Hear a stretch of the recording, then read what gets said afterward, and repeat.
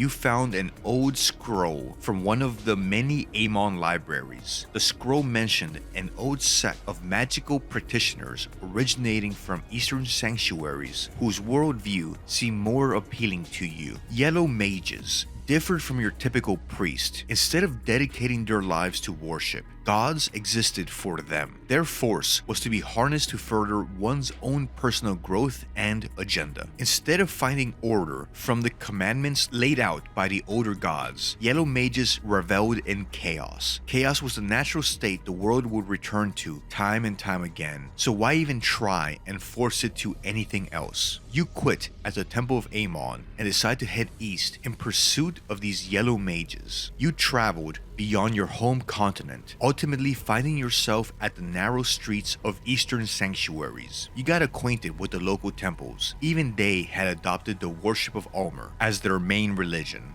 Eastern sanctuaries were no better than the temples of Amon in that regard. If anything, religion was even more prevalent and dictated the way people were to live and die. You were looked down upon by the scholars and religious leaders of the area because of your very public opinions. That didn't bother you. You knew better. In time, your conviction convinced the facets you wanted. You were approached by a group of traveling mages who wore colorful attires. The yellow mages that were still around in this day and age were reduced to small separate groups wandering around the world to study all the fields of the otherworldly. The group saw potential in you and offered you a place among them. You liked what you heard and decided to join the wandering group. Your path of learning and self-growth knew no end. Your travels brought you to a small border town in Eastern sanctuaries, where you met a curious person, Adil Azif, a self-proclaimed wizard from the Far East. Despite his pretentious appearance, his family name, Azif, was well known and even somewhat feared in certain occult circles, which gave his claims at least some credibility. He was gathering a group of adventurers to accompany him on a perilous quest. He had inherited a map